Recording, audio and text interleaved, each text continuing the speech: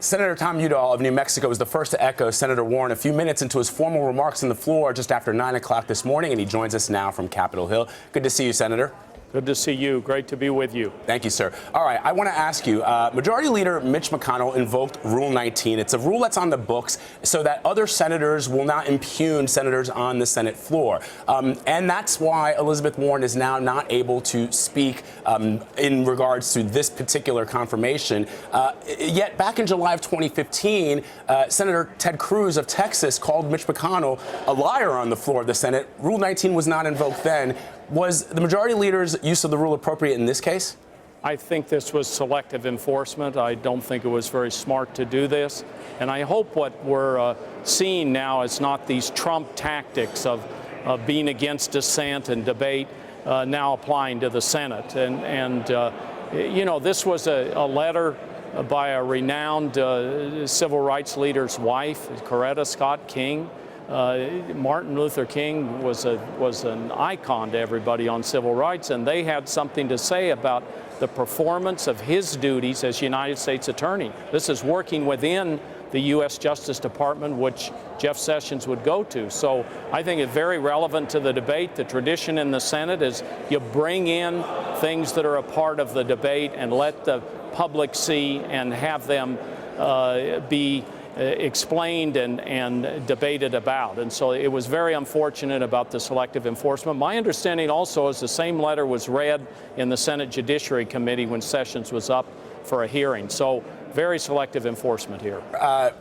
The letter that was read and the rule that was invoked by the Senate against Elizabeth Warren, we've been checking. I've been checking. The last time that I can find that it was used was back in 1979. Lowell Weicker of Connecticut, John Hines of Pennsylvania. Senator Weicker called Senator Hines an idiot and devious. I mean, the rule was invoked then. That was many, many years ago. Why do you think Senator Warren was, for lack of a better word, targeted?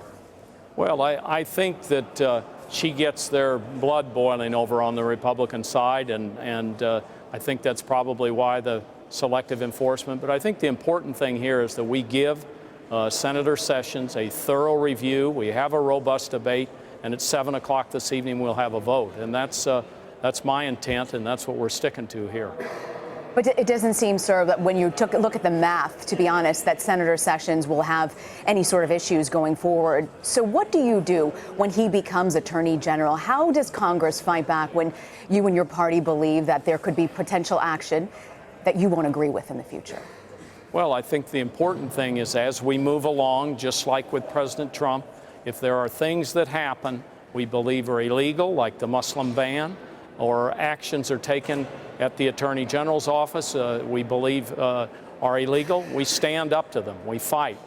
We make sure that people understand what's going on. I mean, that's the heart of our democracy. And this whole issue right now is essentially a fight about our democracy, because Coretta Scott King was saying that Jeff Sessions prevented African Americans from voting, that he aggressively, as United States Attorney, prevented that from happening. That should be in the record, and it should be debated, and we should look at the full record here. No doubt about it. Yeah, in fact, we have the letter here, and in it, Coretta Scott King writes, Mr. Sessions has used the awesome powers of his office in a shabby attempt to intimidate and frighten elderly black voters. For this reprehensible conduct, he should not be rewarded with a federal judgeship. But this was many years ago, sir, sure. and the president has accused Democrats of delaying his cabinet votes on purpose, intentionally delaying it. Is that what is happening? Not at all. No, we're doing our job. You know, one of the things about the nominees moving along is the president came in so inexperienced, he didn't even vet any of his people. So these comparisons to Obama or to Bush, not very good comparisons, because they just threw them up here. They hadn't looked through their records. They hadn't pushed them to really get ready.